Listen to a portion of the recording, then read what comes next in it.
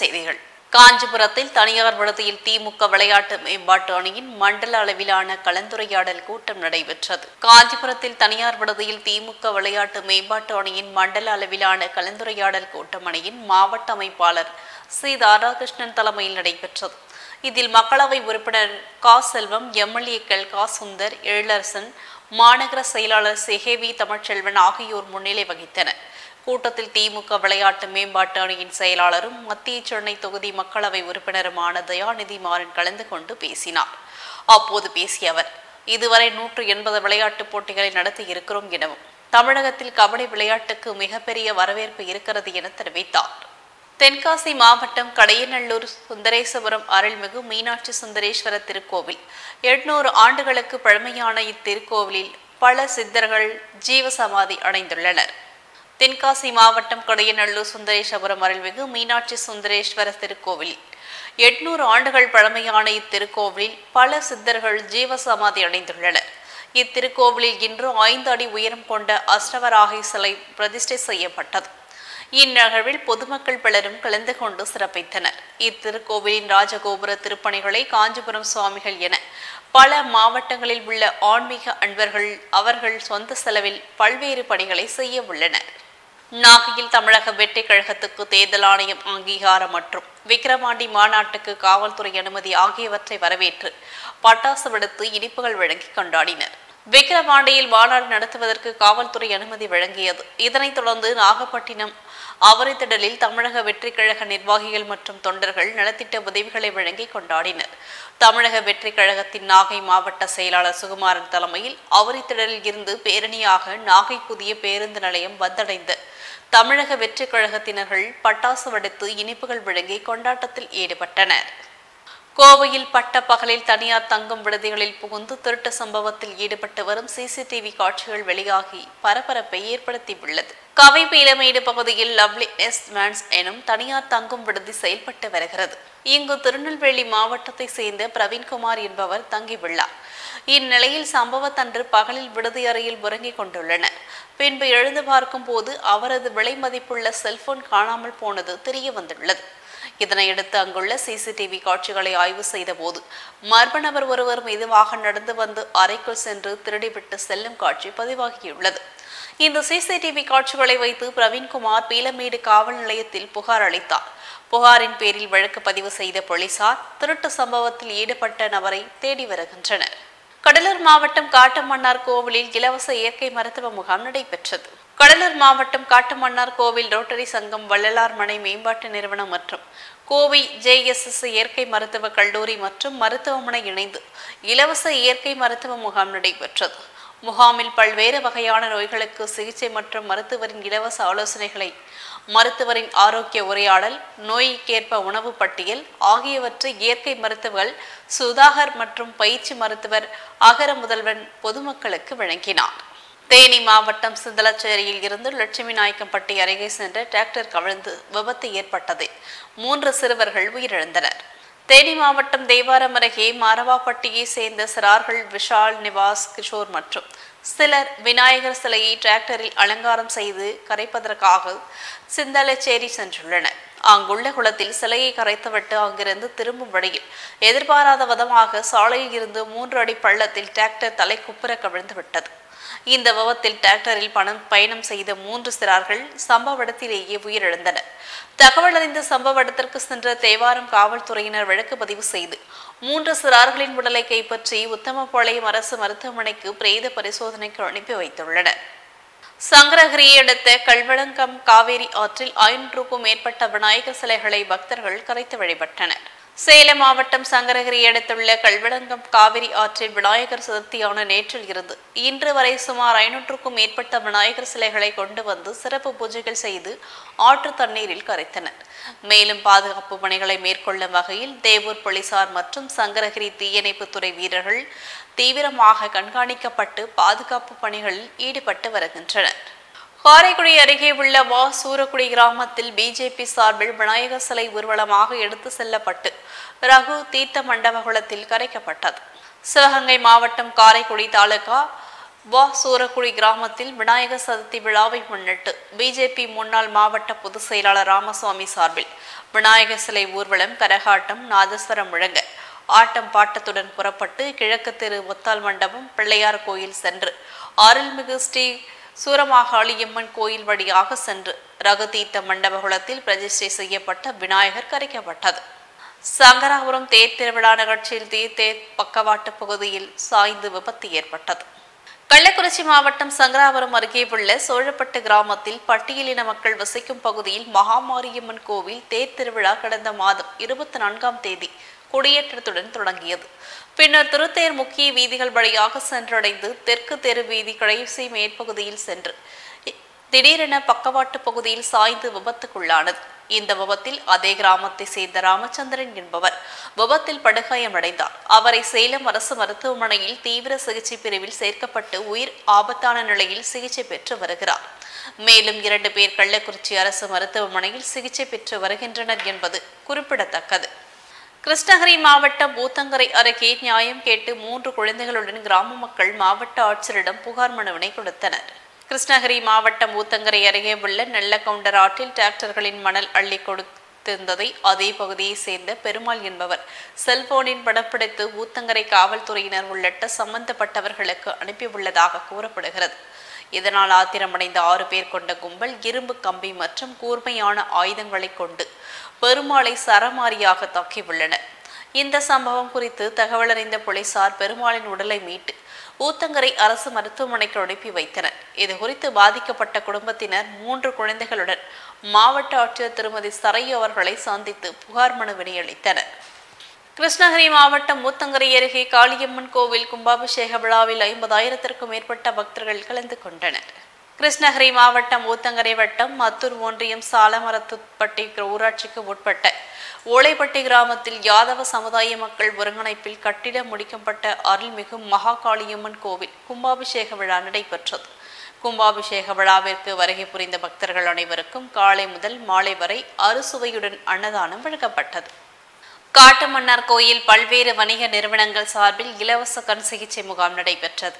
காட்டுமன்னார் கோயில் பல்வேறு வணிக நிறுவனங்கள் சார்பில் இலவச கண் சிகிச்சை முகாம் நடைபெற்றது.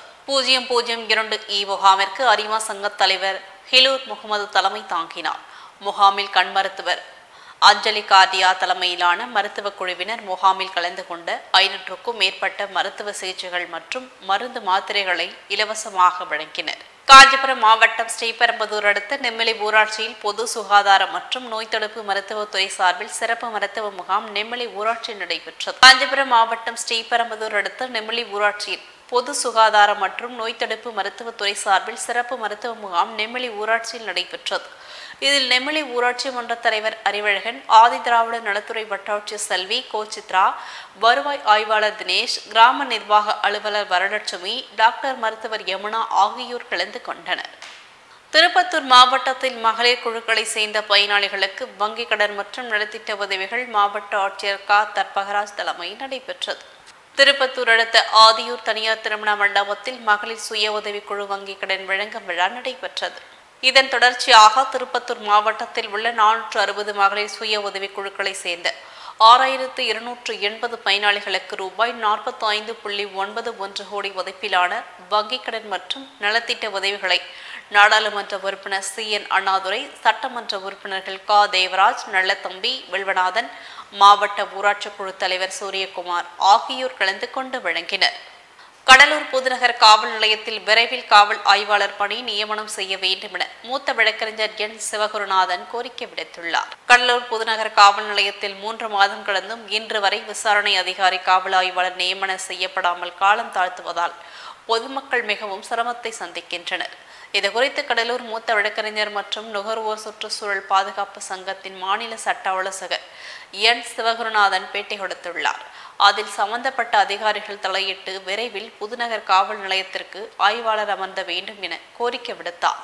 நாகர்கோவிலில் உள்ள மாவட்ட ஆட்சியர் அலுவலகத்தில் எதிரே விளைகளை கையில் ஏந்தி கொண்டு மீனவர்கள் கண்டன ஆர்ப்பாட்டத்தில் ஈடுபட்டனர். கன்னியாகுமரி மாவட்டம் நாகர்கோவில் மாவட்ட ஆட்சியர் அலுவலகத்தில் கடந்த மாதம் நடந்த மீனவர் குறை தீர்க்கும் கூட்டத்தில் இரு தரப்பினரிடையே கச்சா மூச்சா வலை பயன்படுத்துவது தொடர்பான பிரச்சனை ஏற்பட்டது. அப்போது மாவட்ட ஆட்சியர் அழகுமீனா தலைமையில் பேச்சுவார்த்தை நடத்தப்பட்டு இது தொடர்பாக மீன்வளத்துறை அதிகாரிகளுடன் கலந்து ஆலோசித்து நடவடிக்கை எடுக்கப்படும் என தெரிவித்திருந்தார். கன்னியாகுமரி மாவட்டத்தில் பிரசித்தி பெற்ற சுசீந்திரம் தாளுமாலய சுவாமி கோவில் ஆவணி திருவிழா இன்று கொடியேற்றத்துடன் தொடங்கியது. கன்னியாகுமரி மாவட்டத்தில் பிரசித்தி பெற்ற சுசீந்திரம் தானுமாலயன் சுவாமி கோயிலில் ஆவணி திருவிழா இன்று கொடியேற்றத்துடன் துவங்கியது. இந்நிலையில் சுசீந்திரம் தானுமாலயன் சுவாமி கோயிலில் மார்கழி பெருந்திருவிழா, சித்திரை தெப்பத் திருவிழா, மாசி திருக்கல்யாண விழா மற்றும் ஆவணி திருவிழா ஆகியவை 10 நாட்கள் நடப்பது வழக்கம். இதில் ஆவணி திருவிழா மட்டும் திருமாலுக்காக நடத்தப்படுகிறது. இதில் ஏராளமான பக்தர்கள் கலந்து கொண்டனர். கரூர் மற்றும் பல்வேறு பகுதியில் இருந்து பிரதிஷ்டை செய்யப்பட்ட சுமார் 47 விநாயகர் சிலைகள் வாங்கல் காவிரி ஆற்றில் கரைக்கப்பட்டது. கரூர் மற்றும் சுற்றுவட்டார பகுதிகளில் இருந்து இந்து முன்னணி, இந்து மக்கள் கட்சி, அகில பாரத மக்கள் கட்சி உள்ளிட்ட பல்வேறு அமைப்பு சார்பில் நேற்று இரவு முன்தினம் சுமார் 47 விநாயகர் சிலைகள் பிரதிஷ்டை செய்யப்பட்டன. மேலும் இந்து மக்கள் கட்சி சார்பில் கரூர் 80 அடி சாலையில் இருந்து சுமார் 20 சிலைகளுக்கு மேல் ஊர்வலமாக எடுத்து செல்லப்பட்டு கோவை சாலை, ஜவஹர் பஜார், ஆய்ந்து ரோடு, அரசு காலனி வழியாக விநாயகர் சிலைகள் கொண்டு செல்லப்பட்டு பாங்கல் காவிரி ஆற்றில் கரைக்கப்பட்டது. இதில் கரூர் மாவட்ட இந்து மக்கள் கட்சி நிர்வாகிகள் பலர் கலந்து கொண்டனர். கோவையில் இருசக்கர வாகனத்தின் மீது தனியார் பேருந்து மோதி விபத்து ஏற்பட்டது. கோவை இடிக்கரை பகுதியை சேர்ந்த ஆரோக்கியராஜ் என்பவரின் மகள் கிறிஸ்டின் ஆல்வினா. இந்நிலையில் இவர் வழக்கம் போல் சாலை இடைக்கரையில் இருந்து தனது இருசக்கர வாகனத்தில் பணிக்கு வந்தபோது தனியார் பேருந்து மோதியது. அதில் சிக்கி சிறிது தூரம் தரதரவென இழுத்து சென்றது. இது குறித்து ஆம்புலன்ஸ் மற்றும் காவல்துறையினர்களுக்கு தகவல் தெரிவித்தனர். சம்பவ இடத்திற்கு வந்த காவல்துறையினர் படுகாயமடைந்த கிறிஸ்டின் ஆல்வினாவை ஆம்புலன்ஸ் மூலம் சிகிச்சைக்காக அனுப்பி வைத்தனர். அங்கு அவரை பரிசோதனை செய்த மருத்துவர்கள் அவர் ஏற்கனவே இறந்துவிட்டதாக தெரிவித்தனர். இதுகுறித்து காவல்துறையினர் வழக்கு பதிவு செய்து விசாரணை நடத்தி வருகின்றனர். செங்கல்பட்டு தெற்கு மாவட்ட தலைவர் பாலசுப்ரமணியம் தலைமையில் விநாயகர் ஊர்வலம் வெகு சிறப்பாக நடைபெற்றது. செங்கல்பட்டு மாவட்டம் இடக்கழி நாடு பேரூராட்சிக்கு உட்பட்ட கடப்பாக்கம் பகுதியில் இங்கு வைக்கப்பட்டிருந்த 10 அடி 8 அடி என பல்வேறு விநாயகர் சிலைகள் கடலில் கரைக்கும் விழா இந்து முன்னணி தெற்கு மாவட்ட தலைவர் பாலசுப்ரமணியம் தலைமையில் வெகு விமரிசையாக நடைபெற்றது. இந்த ஊர்வலத்தில் செங்கல்பட்டு தெற்கு மாவட்ட தலைவர் பாலசுப்ரமணியம், இந்து முன்னணி நிர்வாகிகள், பொதுமக்கள் என 1000க்கும் மேற்பட்டோர் கலந்து கொண்டு சிறப்பித்தனர். மதுரையில் தமிழ்நாடு முழுவதும் மகளிர் சுய உதவிக் குழுக்களுக்கு 2735 கோடி ரூபாய் வங்கிக் கடன் இணைப்புகள் வழங்கும் விழா நடைபெற்றது. மதுரையில் காணொலி காட்சி வாயிலாக தொடங்கி வைப்பதைத் தொடர்ந்து கரூர் மாவட்டத்தில் பல்வேறு கிராமங்களில் உள்ள மகளிர் சுய உதவிக் குழுக்களுக்கு வங்கிக் கடன் இணைப்பு நிகழ்ச்சியில் பாராளுமன்ற உறுப்பினர் ஜோதிமணி முன்னிலையில் மாவட்ட ஆட்சித்தலைவர் கலந்து கொண்டு அரசு மருத்துவக் கல்லூரி மருத்துவமனை வளாகத்தில் பல்வேறு நலத்திட்ட உதவிகளை வழங்கினார். இதில் அரவக்குறிச்சி சட்டமன்ற உறுப்பினர் மஞ்சனூர் இளங்கோ, கிருஷ்ணராயபுரம் சட்டமன்ற உறுப்பினர் சிவகாமி சுந்தர், குளித்தலை சட்டமன்ற உறுப்பினர் மாணிக்கம் உள்ளிட்ட பலர் கலந்து கொண்டு சிறப்பித்தனர். கோவையில் உள்ள தமிழ்நாடு வேளாண்மை பல்கலைக்கழகத்தின் 44வது பட்டமளிப்பு விழா இன்று நடைபெற்றது. கோவையில் உள்ள தமிழ்நாடு வேளாண்மை பல்கலைக்கழகத்தின் 44வது பட்டமளிப்பு விழா இன்று நடைபெற்றது. இந்த பட்டமளிப்பு விழாவில் மொத்தம் 9526 மாணவர்கள் இளமறியவியல் முதுநிலை பட்டமளிப்பு மேற்படிப்பு மற்றும் முனைவர் பிரிவில் பட்டம் பெற்றனர். இதில் 3415 மாணவர்கள் நேரடியாகவும், உறுப்பு மற்றும் இணைப்பு கல்லூரிகளில் இருந்து 6111 மாணவர்கள் தபால் மூலமாகவும் பட்டங்களை பெற்றனர். கோவை ரயில் நிலையத்தில் தேசிய அளவில் 14 மாதங்கள் மோதிய விளையாட்டு போட்டியில் கோவையை சேர்ந்த மாணவர்களுக்கு மாலை சால்வை அணிவித்து வரவேற்றனர். கோவை சுந்தராபுரம் பகுதியை சேர்ந்த 12 வயது பெண் குழந்தை லக்ஷனா, 14 வயது அபினவ் மற்றும் கதிர்வேல் ஆகியோர் தங்கம் வென்றனர். மேலும் சஞ்சய் 3வது இடம் பிடித்து வெண்கலம் பெற்றார். இந்நிலையில் கோவை ரயில் நிலையம் வந்த இவர்கள் அனைவருக்கும் மாலை சால்வை அணிவித்து வரவேற்பு அளித்தனர். நான் சுந்தராபுரத்தில் இருக்கேன். நான் வந்து ஸ்டடிவேட் காலேஜ் ஆஃப் அலைட் ஹெல்த் சயின்ஸில் OTIT ஸ்டூடெண்ட். Medical student. நான் வந்து கோ கேம் வந்து 1 இயராக ப்ராக்டிஸ் பண்ணுறேன். லாஸ்ட்டு January 28th வந்து சேம் இதே ஃபஸ்ட்டு நேஷனல் கண்டக்ட் பண்ணாங்க பீகாரில். அப்போ வந்து நான் போயிட்டு சோலோவாக போனேன், கோல்டு மெடல் அடிச்சுட்டு வந்தேன். இப்போ மறுபடியும் செகண்ட் நேஷனல் கண்டக்ட் பண்ணாங்க. நான் கொஞ்சம் ஸ்டூடெண்ட்ஸ்க்கு வந்து கோச்சிங் கொடுத்தேன். இப்போ இவங்க 3 பேரையும் கூட்டிகிட்டு போயிட்டு 2 gold and 1 bronze medal win பண்ணிகிட்ருக்கோம். இந்த தாட்டி சப் ஜூனியர் கேட்டகரியில் பிரான்ஸ் மெடல் வின் பண்ணியிருக்கோம், அண்ட் ஜூனியர் கேட்டகரியில் கோல்டு மெடல் வின் பண்ணியிருக்கோம், அண்ட் சீனியர் கேட்டகரியிலும் கோல்டு மெடல் வின் பண்ணியிருக்கோம். இதே மாதிரி இன்னும் எனக்கு ஸ்டூடெண்ட்ஸ் நிறையா வரணும், மற்ற ஸ்கூல்லேருந்து பார்ட்டிசிபேட் பண்ணணும். இவங்களும் நிறைய வந்து கற்றுக்கிட்டு நான் இன்னும் மேட்ச் நிறைய வந்து கூட்டிகிட்டு போகணும். மொத்தம் டோட்டலாக ஒரு 14 to 16 ஸ்டேட் வந்து பார்ட்டிசிபேட் பண்ணாங்க. ஸ்டூடெண்ட்ஸ் வந்து ஒரு 50 to 60 ஸ்டூடெண்ட்ஸ் பார்ட்டிசிபேட் பண்ணாங்க. டிஃப்ரெண்ட் ஸ்டேட்ஸ் அண்ட் டிஃப்ரெண்ட் கேட்டகரிஸில் பார்ட்டிசிபேட் பண்ணாங்க. மேல் அண்ட் ஃபீமேல் நிறைய பேர் ஸ்டூடெண்ட்ஸ் வந்தாங்க, நிறையா கற்றுக்கிட்டாங்க. நாங்களும் நிறைய புதுசாக கற்றுக்கிட்டோம். இதே மாதிரி ஸ்டூடெண்ட்ஸ் வந்து எங்களை பார்த்து நிறைய ஸ்டூடெண்ட்ஸ் வரணும். கோ கேம்னு ரொம்ப கஷ்டமெல்லாம் இல்லை, ஈஸியாக தான் இருக்கும். நம்ம full and full mind game மட்டும்தான். செஸ் மாதிரி தான் இந்த கேமை விளையாடணும். கவர்மெண்ட் என்ன பண்ணுங்க? கவர்மெண்ட் எங்களுக்கு வந்து நெக்ஸ்ட்டு நேஷ்னல் வின் பண்ணியிருக்கோம். தமிழ்நாடு கவர்மெண்ட் தமிழ்நாடு டீமில் விளாண்டுருக்கோம். இப்போ வின் பண்ணியிருக்கோம். நெக்ஸ்ட்டு எங்களுக்கு இன்டர்நேஷ்னல் செலெக்ஷன் கிடச்சிருக்கு. Next international Japan or China, maybe Central Asia, இது எங்கே வேணால் எங்களுக்கு கிடக்கும். அதுக்கு நம்ம தமிழ்நாடு கவர்மெண்ட் எங்களுக்கு ஸ்பான்சர் பண்ணி இதுவும் இன்னும் நிறைய ஸ்டூடெண்ட்ஸில் ஹெல்ப் பண்ணி எங்களுக்கு அந்த அடுத்த இன்டர்நேஷ்னல் சாம்பியன்ஸ்க்கு போகிறதுக்கு ஹெல்ப் பண்ணால் நல்லாயிருக்கும். இது ஏஷியன் கேம்ஸில் 23rd கேம், டாப் 25க்குள்ளே இருக்குது. நம்ம ஒலிம்பிக் கேமில் கிடையாது இந்த கேம், ஆனால் நம்ம ஏஷியனில் இருக்குது. ஏஷியாவில் வந்து 23rd கேமாக இருக்குது. கன்னியாகுமரி மாவட்டம் 5 கிராமம் அருகே கபடி போட்டியில் ஏற்பட்ட முன்பகையால் ஓராண்டுக்கு பின் இளைஞர் மீது கொலைவெறி தாக்குதல் நடத்திய நபர்கள் நடுரோட்டில் இழுத்து சென்று அடைத்து உதைத்து அரிவாளால் வெட்டும் சிசிடிவி காட்சிகள் வைரலான நிலையில் 5 கிராமம் போலீசார் வழக்கு பதிவு செய்து விசாரணை. ஒருவர் கைது, 2 பேர் தலைமறைவு. கன்னியாகுமரி மாவட்டம் கனகபுரம் பகுதியை சேர்ந்தவர் பிரேம் ஆனந்த். இவர் அப்பகுதியில் பந்தல் அலங்காரம் பணி செய்து வருகிறார். இந்நிலையில் கபடி போட்டியில் ஏற்பட்ட தகராறு காரணமாக பிரேம் ஆனந்த் மீது அதே பகுதியை சேர்ந்த ஜெகன், சுதர்சன் உட்பட சிலருக்கு பகை இருந்து வந்துள்ளது. இதனிடையே பிரேம் ஆனந்தை அரிவாள் கொண்டும் சரமாரியாக தாக்கி வெட்டியுள்ளனர். இச்சம்பவம் அப்பகுதியில் பரபரப்பை ஏற்படுத்தியுள்ள நிலையில் சம்பவ இடத்தில் உள்ள சிசிடிவி காட்சியில் பிரேம் ஆனந்த் மீது நடத்தப்பட்ட தாக்குதல் பதிவாகியுள்ளது. கள்ளக்குறிச்சி மாவட்டம் நீலாமங்கலம் தனியார் பள்ளியில் மகளிர் திட்டத்தின் சார்பில் நலத்திட்ட உதவிகள் வழங்கும் விழா நடைபெற்றது.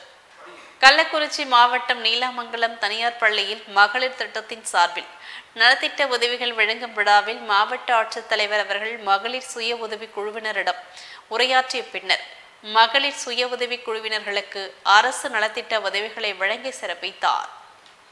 பெரம்பலூர் மாவட்டத்தில் 265 சுய உதவி குழுக்களை சேர்ந்த 4655 உறுப்பினர்களுக்கு ரூபாய் 28.66 கோடி மதிப்பிலான வங்கிக் கடன் இணைப்புகளை போக்குவரத்து துறை அமைச்சர் சிவசங்கர் வழங்கினார்.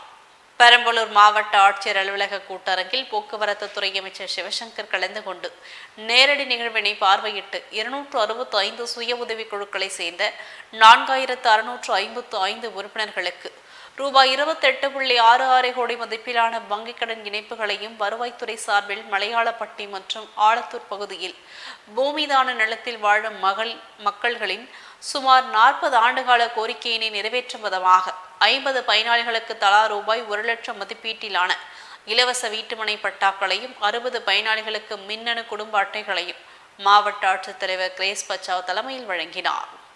வேலூரில் மகளிர் சுய உதவி குழுவினர்களுக்கு ரூபாய் 66.66 கோடி கடனுதவியை அமைச்சர் துரைமுருகன் வழங்கினார்.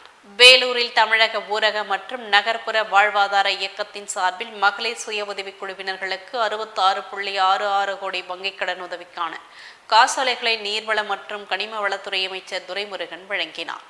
மாவட்ட கலெக்டர் BR சுப்புலட்சுமி தலைமையில் நடைபெற்றது. இக்கடனுதவியை முறையாக பயன்படுத்தி வருவாயை அதிகரித்து தங்களது குடும்ப பொருளாதாரத்தை மேம்படுத்தி கொண்டு கடன்களையும் அடைக்க வேண்டும் என்றார். விழாவில் MP கதிரானந்த், MLAக்கள் நந்தகுமார், கார்த்திகேயன், அமுலு, வேலூர் மேயர் சுஜாதா, துணை மேயர் சுனில்குமார், ஒன்றிய குழு தலைவர்கள் வேல்முருகன், அமுதா, ஞானசேகரன், மண்டல குழு தலைவர் புஷ்பலதா, மகளிர் திட்ட இயக்குனர் நாகராஜன் மற்றும் துறை சார்ந்த அதிகாரிகள், மகளிர் குழு உறுப்பினர்கள் திரளாக பலர் கலந்து கொண்டனர்.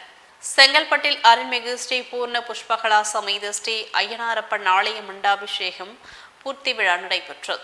செங்கல்பட்டு மாவட்டம் மதுராந்தகம் வட்டம் அச்சிறுபாக்கம் அடுத்த வெங்கடேசபுரம் கிராமத்தில் எழுந்தருளி இருக்கும் அருள்மிகு ஸ்ரீ பூர்ண புஷ்கலா சமேத ஸ்ரீ ஐயனாரப்பன் ஆலய மண்டலாபிஷேகம் பூர்த்தி விழா நடைபெற்றது. ஆலயத்தில் 108 சங்காபிஷேக பூஜை, நவகலச பூஜை, மகாயாகம் செய்து சிறப்பு மகா அபிஷேகம், கலசாபிஷேகம், சஹஸ்ராமம் அர்ச்சனை பூஜைகள் செய்து தீபாராதனைகள் காண்பிக்கப்பட்டு பக்தர்களுக்கு அன்னதானம் வழங்கப்பட்டது.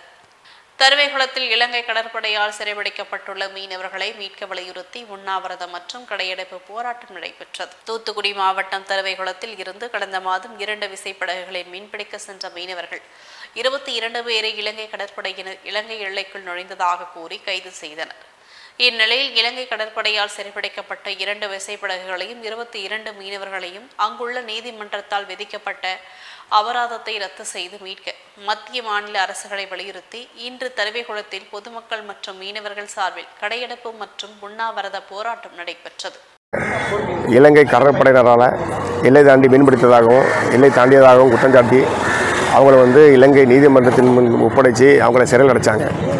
நாங்கள் இது சம்பந்தமாக அனைத்து அரசு அதிகாரிகளையும் அலுவலர்களையும் நேரடியாக சந்தித்து மனுக்கள் வாயிலாக அவங்கள தொடர்பு கொண்டு நாங்கள் எங்களுக்கான மீனவர்களை மீட்டுத்தாங்கன்னு சொல்லி கேட்டிருந்தோம். அது சமயமாக எல்லாருமே எங்களுக்கு நம்பிக்கை அளிக்கும் விதமாக மீட்டு தருவோம், வந்துடுவாங்க, உங்களை மீட்டு கொடுத்துருவோம்னு சொல்லியிருந்தாங்க. ஆனால் அவங்களுடைய தகவல் எதுவும் எல்லாமே பொய்யாகும் விதமாக செப்டம்பர் மாதம் 3ஆம் தேதி அங்கே உள்ள இலங்கை நீதிமன்றத்தால்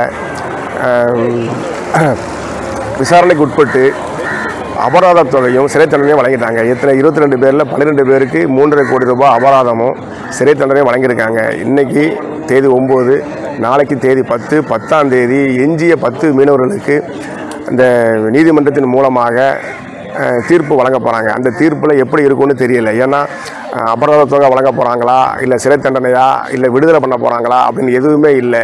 ஏன்னு கேட்டால் இருக்கக்கூடிய மத்திய அரசும் மாநில அரசும் சரி அது சம்பந்தமாக இலங்கை அரசுக்கே தகவல்களை ஒன்றும் சொல்லலை, தெரிவிக்கலைன்னு சொல்லி தகவல் வந்துக்கிட்டு இருக்குது. அதனால் எஞ்சிய 10 மீனவர்களுக்கும் இதே போல் அபராதமோ தண்டனையோ கொடுத்து விடக்கூடாது என்பதற்காக இன்றைக்கி 9ஆம் தேதி தருவைக்குளத்தில் உள்ள பொதுமக்கள் சார்பாக உண்ணாவிரதம், கடையடைப்பு, வேலை நிறுத்தம் எல்லாம் செஞ்சு இன்றைக்கி உண்ணாவிரதத்தை நடத்திக்கிட்டு இருக்கோம். இந்த உண்ணாவிரதத்தின் மூலமாக மத்திய மாநில அரசுகள் எங்களை நோக்கி திரும்பி எங்கள் மீனவர்கள் 22 பேரையும் 2 படகுகளையும் விடுதலை செய்ய வேண்டும் என்று கேட்டுக்கொள்கிறோம். தூத்துக்குடி தொடுவானம் கலை இலக்கிய பேரவை சார்பில் 19 வயது நிகழ்வு நடைபெற்றது. தூத்துக்குடியில் தொடுவானம் கலை இலக்கிய பேரவை சார்பில் 19வது நிகழ்வு ஞாயிறு அழகப்பா கல்வி நிலைய மாடியில் நடைபெற்றது. இதில் தூத்துக்குடி எழுத்தாளர் சாந்தி அவர்கள் எழுதிய கதை சொல்லும் கனவுகள் என்ற நூலை செல்வராஜ் அவர்களுக்கு சக்திவேல் அவர்களும் திறனாய்வு செய்தார்கள். மேலும் நிகழ்ச்சிக்கான ஏற்பாடுகளை நெல்லை தேவன், மாரிமுத்து அவர்களும் செய்திருந்தனர். இந்நிகழ்வில் ஷெரீப், லாரன்ஸ், சைமன், ராஜகுமார் ஆகியோர் கலந்து கொண்டு சிறப்பித்தனர். திருப்பூர் மாநகர மாவட்டம் ஊத்துக்குளி ஒன்றியத்தில் இந்து முன்னணி சார்பாக ஸ்ரீ விநாயகர் சதுர்த்தி விஜயநசன ஊர்வலம் மிக சிறப்பாக நடைபெற்றது. திருப்பூர் மாநகர மாவட்டம் ஊத்துக்குளி ஒன்றியத்தில் இந்து முன்னணி சார்பாக ஸ்ரீ விநாயகர் சதுர்த்தி விசர்ஜன ஊர்வலம் மிக சிறப்பாக நடைபெற்றது. பின்னர் நிறைவு விழா பொதுக்கூட்டம் நடைபெற்றது. இதில் கட்சித் தலைவர்கள், நிர்வாகிகள் சிறப்புரையாற்றினர். மேலும் பல்வேறு பகுதிகளில் இருந்து விநாயகர் சிலை கொண்டுவரப்பட்டு இந்து முன்னணி கட்சி நிர்வாகிகள் விநாயகர் சிலை ஊர்வலத்தை கொடியசைத்து துவக்கி வைத்தனர். கிருஷ்ணகிரி மாவட்டத்தில் சாலைகளில் உலாவரும் நாய்களின் தொல்லையை கட்டுப்படுத்த கோரி மாவட்ட வருவாய் அலுவலரிடம் மனு அளித்தனர். கிருஷ்ணகிரி மாவட்டத்தில் சாலைகளில் சுற்றி வரும் நாய்களுக்கு என தனி காப்பகம் ஏற்படுத்த வேண்டும் என வலியுறுத்தி மனுவினை வாயில் கேள்வி கொண்டு நூதன முறையில் நாய் போல் நடத்து வந்து மாவட்ட வருவாய் அலுவலர் சாதனை குரலிடம் கோரிக்கை மனுவினை அளித்தனர். 33 வார்டுலையும் குறிப்பா கிருஷ்ணகிரி மாவட்டம் முழுக்க தெருக்களை பாத்தீங்கன்னாக்கா நிறைய நாய்கள், ஆயிரக்கணக்கான நாய். ஒரு நாய் ஒரு நாளைக்கு 30 குட்டி 40 குட்டி போடுது நாய். ஏகப்பட்ட நாய் வந்துருச்சு. பொதுமக்கள் போனா கடிக்க வருது, பள்ளி மாணவர்கள் போனா ஓடி போய் கடிக்குது. இப்ப சூழலில பாருங்க, கொஞ்ச நாளைக்கு முன்ன ஒரு மாணவிய நாய்கள் ஒரு 15 நாய் கடிச்சு அந்த பள்ளி பள்ளிக்கூடிய மாணவி ரொம்ப காயப்பட்டு ரத்தம் ஒழுகுச்சு. பாவம். பல முறை சொல்றேன் முனிசிபாலிட்டிக்கு, மாவட்ட ஆட்சியருக்கு ஒரு 10 முறை மனு கொடுத்துருப்பேன். மாவட்ட ஆட்சியரும் நகராட்சிக்கு நடவடிக்கைகளுக்கு சொல்லி மனு கொடுத்தாலும் நகராட்சி ஆணையர் அந்த மனுவை குப்பில போடுறாரா இல்ல ஃபைல் பண்ணுவீங்களா தெரியல. எங்களுக்கு நடவடிக்கை கிடையாது. ஆகவே நான் என்ன பண்ணேன், கண்டுகிட்ட வகையில நான் இன்னைக்கு நாய் மாதிரியே சார், வெயில பாரு கையெல்லாம் கொப்பளம் வந்துருச்சு, நாய் மாதிரி நான் அங்கிருந்து நாய் மாதிரியே தவழ்ந்து மாவட்ட ஆட்சியர்கிட்ட போய் நான் புகார் பண்ணி கொடுத்துருக்கேன். இனி வர காலங்களில் இது நடவடிக்கை எடுக்கணும் சார். ஏன்னா நாய் அதிகமா இருக்குது. இல்ல நாய்களை பிடித்து நீங்க குடும்ப கட்டுப்பாடு பண்ணுங்க. இல்லையா நாய்க்கு ஒரு காப்பகம் அமைங்க. காப்பகம் அமைச்சு அதுக்கு டெய்லி மட்டனு, சிக்கனு, பிரெட்டு, பண்ணெல்லாம் போடுங்கன்னு சொல்றேன் முனிசிபாலிட்டி செலவுல. ஆகவே இது சொந்தமா உரிய நடவடிக்கை இன்னும் எடுக்கலனாக்கா நான் பழையப்பட்ட காந்தி சிலை கிருஷ்ணகிரில இருந்து காந்தி சிலைக்கு மாலை போட்டு இங்கிருந்து நாய் முறையை நான் போவேன். நாய் மாதிரி தவழ்ந்து போய் தமிழக முதலமைச்சர் சந்தித்து நான் மனு கொடுப்பேன். ஏன்னா இது மக்கள் பிரச்சனை, மக்களுக்கோசம் நான் செய்றேன் என்பதை நான் சமூக ஆர்வலர் முகலார் சங்கத்து மூலியமா நான் தெரிவிச்சுக்கிறேன். கோவை ஆவாரம்பாளையம் பகுதியில் தனியார் அறக்கட்டளை சார்பில் மத்திய அரசின் மக்கள் மருந்தகம் திறப்பு விழா நிகழ்வானது நடைபெற்றது. கோவையில் மத்திய இணையமைச்சர் எல் முருகன் மக்கள் மருந்தகத்தை திறந்து வைத்து பார்வையிட்டார். இந்நிகழ்வில் செய்தியாளர்களை சந்தித்த மத்திய இணையமைச்சர் எல் முருகன் பேசினார். அப்பொழுது பேசிய அவர், மலிவு விலையில் மருந்துகள் அனைத்தும் அனைவருக்கும் சென்று சேர வேண்டும் என்பதற்காக மத்திய அரசின் சார்பில் பிரதம மந்திரியின் மக்கள் மருந்தகம் திறக்கப்பட்டுள்ளது. மேலும் மார்க்கெட் விலையை விட பாதி விலைக்கு குறைவான விலையில் எங்கு மருந்துகள் வழங்கப்படுகிறது என தெரிவித்தார். கொண்டு ஆத்மா ரக்ஷா அறக்கட்டளை அவர்களுடைய இந்த அறக்கட்டளை ஒரு சேவை மனப்பான்மையோடு ஏழை எளிய மக்களுக்கு பிரதமர் அவர்களுடைய மலிவு விலை மருத்துவம் கிடைக்க வேண்டும், பிரதமர் அவர்களுடைய மலிவு விலை மருந்துகள் அனைத்து தரப்பு மக்களுக்கும் சென்று சேர வேண்டும் என்ற நோக்கில் பிரதமருடைய அதாவது ஜனௌஷதி என்று சொல்லக்கூடிய மலிவு விலை மருந்தகத்தை இன்றைக்கு திறந்து வைத்திருக்கிறோம். இதில் மார்க்கெட்டில் கிடைக்கிறத விட 5 மடங்கு விலை கம்மியாக கிடைக்கும். பிபிக்கு வெளியில் ஒரு ஸ்டிப்பினுடைய மாத்திரை 300 ரூபான்னா இங்கே வந்து 30 ரூபா தான். அதே மாதிரி பேரசிட்டமால் வெளியில் 50 ரூபாய்க்கு வாங்குறது இங்கே 15 ரூபாய். இப்படி உயிர்காக்கும் மருந்துகளில் கூட விலைகள் ரொம்ப குறைவாக இந்த மருத்துவம் நம்முடைய மாண்புமிகு பிரதமர் திரு நரேந்திர மோடிஜி அவர்கள் தொடங்கி வைக்கப்பட்டு இன்றைக்கு இந்தியா முழுவதும் இந்த திட்டமானது ஏழை எளிய மக்களுக்கு ஒரு பயனுள்ள திட்டமாக இந்த திட்டம் நடைமுறைப்படுத்தப்படுகிறது. அதை இன்றைக்கு கோவையில் ஒரு மையமாக நம்மளுடைய முரளி உள்ளிட்ட சகோதரர்கள் எல்லாம் ஆத்மா ரக்ஷா அறக்கட்டளை கிட்டத்தட்ட 8 பேர் இணைந்து இந்த மலிவு விலை மருந்தகத்தை நடத்தி கொண்டிருக்கிறார்கள். அவர்களுடைய அடுத்ததாக இங்கே அதே போல் இலவசமாக குறைந்த கட்டணத்தில் ஏழை மக்களுக்கு மருத்துவ வசதியும் பிசியோதெரபி வசதியும் தொடங்கி வைத்திருக்க அவர்களுக்கு என்னுடைய வாழ்த்துக்களை தெரிவித்து புதுக்கோட்டையில் விழிப்புணர்வு பேனரில் கையெழுத்திட்டு மாணவர்களுடன் மனித சங்கிலியில் கலந்து கொண்டு HIV குறித்த விழிப்புணர்வை மாவட்ட ஆட்சியர் ஏற்படுத்தினார்.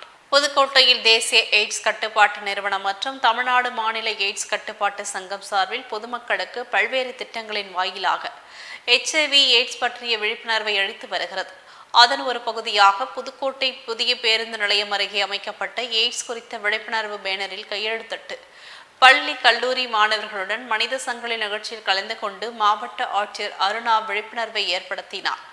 இதனைத் தொடர்ந்து பொதுமக்கள் பயணிக்கும் ஆட்டோக்களில் விழிப்புணர்வு வாசகங்கள் அடங்கிய பிரசுரங்களை ஒட்டியும் விழிப்புணர்வு பதாகையை வெளியிட்டனர். முன்னதாக நாட்டுப்புற கலைஞர்களின் விழிப்புணர்வு கலை நிகழ்ச்சி நடைபெற்றது. இத்துடன் செய்திகள் நிறைவடைகின்றன. மீண்டும் செய்திகள் 8:30 மணிக்கு. தொடர்ந்து பல்வேறு நிகழ்ச்சிகளை காண இணைந்திருங்கள் தமிழன் தொலைக்காட்சியுடன். வணக்கம்.